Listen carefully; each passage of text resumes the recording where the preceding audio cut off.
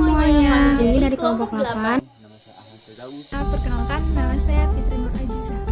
Nama saya Muhammad Alvin Raka Pangestu. Nama saya Putri Ardianti. Nama saya Sandrina Dewi Larasati. Di sini kami akan membahas tentang kehidupan suku Dayak. Istilah Dayak paling umum digunakan sebagai menyebut orang-orang asli non-muslim, non-Melayu yang tinggal di pulau itu.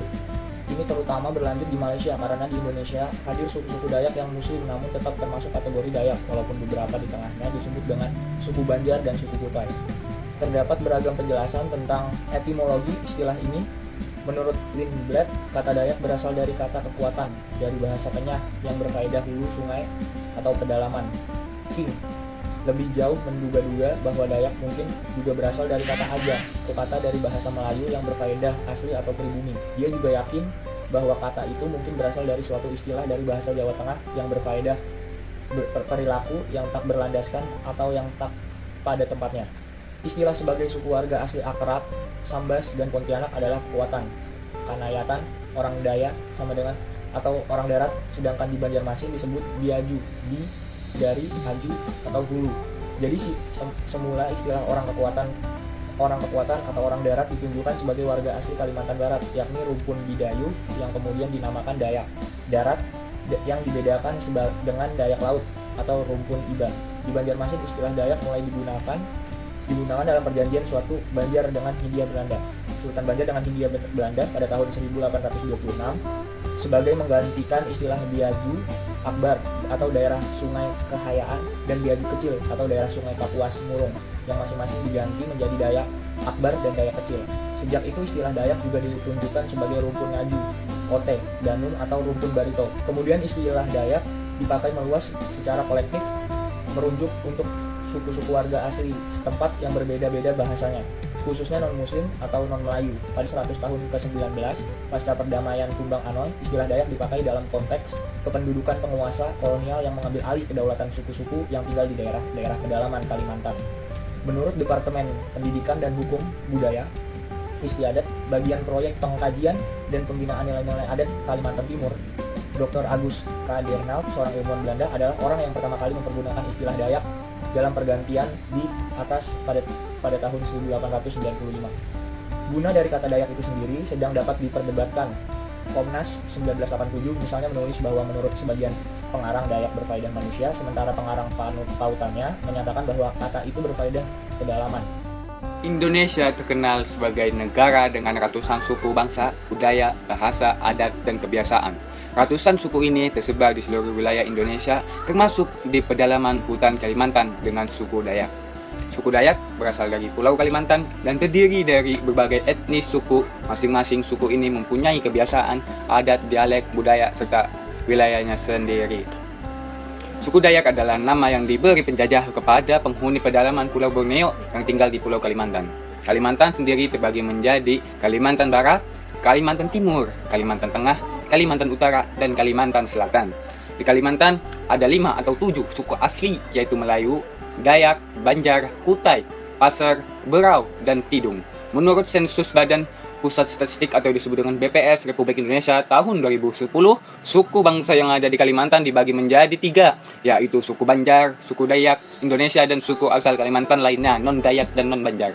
Dulu masyarakat Dayak memiliki budaya maritim atau bahari. Makanya, hampir semua nama sebutan orang Dayak memiliki suatu arti yang berhubungan dengan perhuluan atau sungai. Biasanya dapat ditemukan di nama-nama rumpun atau nama kekeluargaannya. Meski ada beberapa suku adat yang tinggal di Pulau Kalimantan, yang paling mendominasi adalah suku Dayak. Suku Dayak berasal dari semua 5 provinsi di Kalimantan, yaitu Kalimantan Barat, Kalimantan Tengah, Kalimantan Selatan, Kalimantan Timur, dan Kalimantan Utara. Lalu, dari mana asal daerah suku Dayak? Orang Dayak adalah penduduk asli Kalimantan. Dayak menjadi istilah umum untuk 200 subkelompok lebih etnis suku yang umumnya tinggal di sungai atau pegunungan, dalaman bagian selatan dan tengah Pulau Kalimantan. Campuran suku Dayak. Orang Dayak adalah penduduk asli Pulau Kalimantan. Dayak menjadi istilah umum untuk 200 subkelompok lebih etnis suku yang umumnya tinggal di sungai atau pegunungan, pedalaman bagian selatan dan tengah Pulau Kalimantan. Tak hanya di Pulau Kalimantan bagian Indonesia, suku Dayak juga dapat ditemukan di Pulau Kalimantan bagian Malaysia dan Brunei. Suku Dayak sendiri memiliki 6 rumpun, yaitu rumpun Kalimantan, rumpun Apokayan, rumpun Iban, rumpun Murut, rumpun Ot, Danum Ngaju, dan rumpun Punan. Rumpun Dayak Punan adalah suku Dayak yang paling tua mendiami Pulau Kalimantan, sedangkan rumpun Dayak lainnya memiliki rumpun hasil asimilasi antara Dayak Punan dengan kelompok Proto-Melayu. Moyang Dayak yang berasal dari Yunan atau Tiongkok. Keenam rumpun tadi terbagi lagi ke dalam 405 subetnis yang meskipun berjumlah ratusan, tetapi tetap memiliki kesamaan ciri-ciri budaya yang khas. Ciri-ciri ini biasa menjadi faktor penentu bagian suatu suku di Kalimantan agar dapat dimasukkan ke dalam kelompok Dayak. Ya, sistem kekerabatan suku Dayak. Sistem kekerabatan suku Dayak adalah bilateral atau ambilinial. Apa sih bilateral atau ambilinial itu? Bilateral atau ambilinial yaitu adalah menarik garis keturunan dari pihak ayah dan ibu sehingga pewaris tidak dapat membedakan antara laki-laki dan perempuan. Dan masyarakat Dayak tidak melarang wanita untuk menikahi laki-laki suku lain asalkan laki-laki itu tunduk terhadap suku adat istiadatnya. Selanjutnya, sistem perkawinan suku Dayak. Ada banyak macam sistem perkawinan suku Dayak, yang saya pilih hanya 2. Pertama, perkawinan suku Dayak hayatan. Perkawinan itu melarang perkawinan 2 orang yang terikat kekeluargaan. Pelaksanaan upacara dipusatkan di rumah mempelai wanita. Sementara mempelai pria menggelar pernikahan sederhana dengan kerabat. Yang kedua, perkawinan suku Dayak Maanyan. Tata cara perkawinan ini ialah mempelai sepakat melanjutkan ke jenjang pernikahan tanpa diketahui oleh kedua orang tua masing-masing. Oke, selanjutnya adalah agama atau kepercayaan yang dianut oleh masyarakat suku Dayak. Nah, masyarakat suku Dayak ini menganut sebuah kepercayaan yang dinamai dengan Kaharingan. Kaharingan ini adalah nama agama masyarakat Dayak Ngaju di Kalimantan Tengah. Menurut masyarakat Dayak Ngaju, Kaharingan ini telah ada beribu-ribu tahun lamanya sebelum datangnya 5 agama besar seperti Hindu, Buddha, Kristen, Katolik, dan Islam. Nah, dikarenakan negara hanya meresmikan 5 negara, oleh karena itu masyarakat Dayak yang menganut agama Kaharingan dianggap tidak memiliki agama. Nah, teman-teman, kenapa masyarakat Dayak masih ada yang menganut agama Kaharingan ini? Yaitu alasannya adalah karena masyarakat Dayak banyak yang masih sangat menghargai kebudayaan dan juga sangat menghargai para leluhurnya. Oleh karena itu, apa yang ditinggalkan oleh para leluhurnya harus dikerjakan. Bila tidak, nantinya akan membawa bencana bagi keluarga dan juga orang sekitarnya. Masyarakat suku Dayak menggambarkan keyakinan ini dalam upacara-upacara atau ritual penghormatan terhadap leluhur, alam maupun roh yang maha tinggi. Nah, teman-teman, untuk sekarang ini, agama Kaharingan sendiri telah digabung nih ke dalam kelompok agama Hindu. Namun, ada pula sebagian kecil masyarakat Dayak kini mengkonversi agamanya ke dalam Kaharingan menjadi agama Buddha, yang pada mulanya muncul karena adanya perkawinan antar suku dengan etnis Tionghoa yang beragama Buddha. Mata pencaharian suku Dayak. Mata pencaharian suku Dayak tidak ada lepas dengan hubungannya dengan hutan, karena sebagian besar aktivitas suku Dayak dilakukan di dalam hutan. Mata pencaharian suatu lingkungan dipengaruhi oleh faktor geografis yang berkaitan dengan tempat tinggal, latar belakang pendidikan, sosial, dan kepercayaan. Karena aktivitas masyarakat Dayak lebih banyak dilakukan di dalam hutan, maka mata pencahariannya berupa berburu, meramu, bercocok tanam, perikanan, dan melakukan peternakan. Oleh karena itu, keberadaan hutan sangat penting bagi keberlangsungan hidup masyarakat Dayak. Orang-orang Dayak juga memiliki kearifan dalam mengelola hutan, sehingga tidak sembarangan orang dapat membuka lahan di hutan tempat tinggal masyarakat Dayak. Bahasa yang sering dipakai oleh suku Dayak dalam kehidupan sehari-hari dibagi 2, yaitu yang pertama bahasa pengantar. Seperti pada umumnya bagian negara Indonesia yang merdeka lainnya, masyarakat Kalimantan Tengah menggunakan bahasa Indonesia sebagai bahasa pengantar. Bahasa Indonesia telah digunakan untuk sebagai bahasa pengantar di pemerintahan dan pendidikan. Yang kedua, bahasa sehari-hari. Keberagaman etnis suku bangsa menyebabkan bahasa Indonesia dipengaruhi oleh berbagai dialek. Namun kebanyakan bahasa daerah ini hanya digunakan dalam lingkungan keluarga dan tempat tinggal, tidak digunakan secara resmi sebagai bahasa pengantar di pemerintahan maupun pendidikan. Sebagian besar suku Kalimantan Tengah terdiri dari suku bangsa Dayak. Suku bangsa Dayak sendiri terdiri atas beberapa suku bangsa. Bahasa Dayak Ngaju adalah bahasa Dayak yang paling luas digunakan di Kalimantan Tengah, terutama di daerah Sungai Kahayan dan Kapuas. Bahasa Dayak Tatingan dan Rungan. Selain itu bahasa Maanyan dan Otdanum juga banyak digunakan. Bahasa Maanyan banyak digunakan di daerah aliran Sungai Barito dan sekitarnya. Sedangkan bahasa Otdanum banyak digunakan oleh suku Dayak Otdanum di hulu Sungai Kahayan dan bahasa Barito Timur bagian tengah selatan bagian tengah. bahasa dusun Denyah bagian selatan, bahasa Maanyang, bahasa dusun Malang, bahasa dusun Witu, bahasa dusun Paku, dan bahasa Paku. Bagian Barito Barat, bahasa Barito Barat bagian utara, bahasa Kohin, bahasa Bohoy, bahasa Siang Murung, bahasa Barito Barat bagian selatan, bahasa Bakumpai, bahasa Ngaju, bahasa Kahayan. Selanjutnya, kesenian yang ada di suku Dayak. Ada tarian, tariannya itu ada berbagai macam, tarian hudok, tarian leleng, tarian kencet, papatai. Selanjutnya, alat musiknya. Alat musiknya ada garantung atau gong, gendang, kalali, tole, suling, balaung.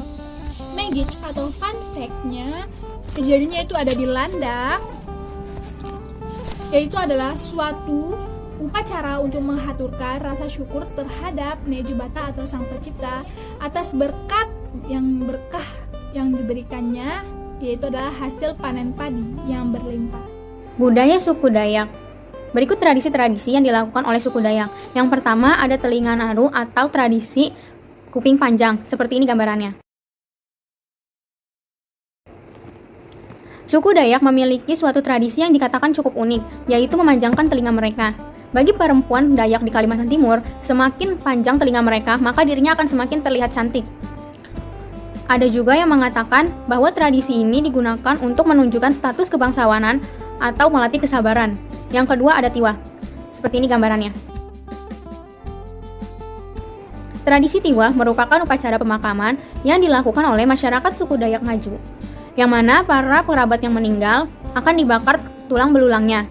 Menurut kepercayaan Kahirungan, yang merupakan kepercayaan zaman dahulu, tradisi ini dapat mengantarkan arwah orang yang meninggal tersebut ke dunia akhirat yang disebut Lewu Tatau. Tidak semua tulang belulang dibakar, hanya sebagai simbolis saja. Yang ketiga, ada manjah antang. Ada manajah antang. Seperti ini gambarannya. Manajah antang merupakan ritual berburu musuh. Dalam upacara ini, sesepuh suku Dayak akan berkomunikasi dengan arwah terdahulunya melalui burung antang. Ciri khas makanan suku Dayak. Yang pertama ada kue dange. Kue dange terbuat dari bahan utama parutan kelapa yang dicampur dengan tepung dan sedikit gula.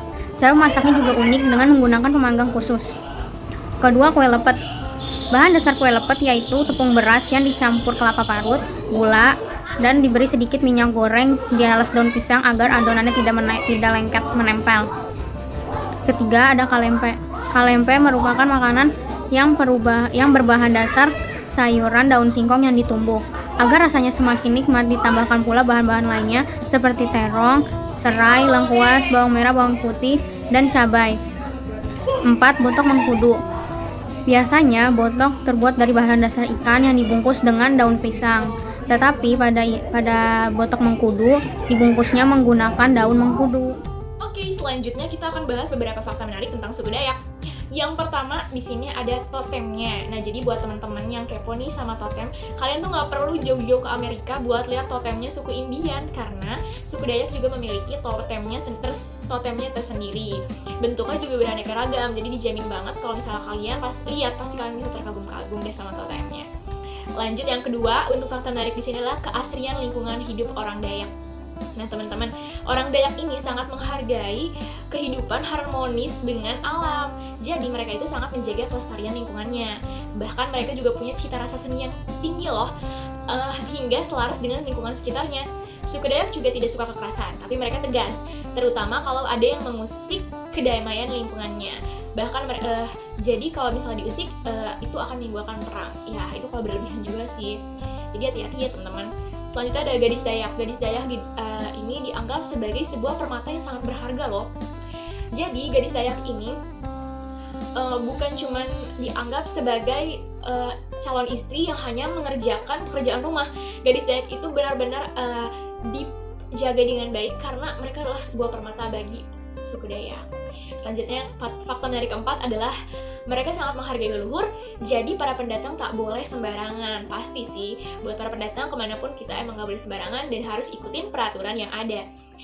Nah, orang Dayak ini tuh sangat estetik ya teman-teman. Bahkan makam orang yang telah meninggal pun dihiasi dengan ukiran dan desain yang cantik. Ketika meninggal, orang Dayak tidak dimakamkan di dalam tanah, tetapi mereka mendesain kuburan berupa peti yang disanggah oleh tiang. Contohnya seperti ini ya.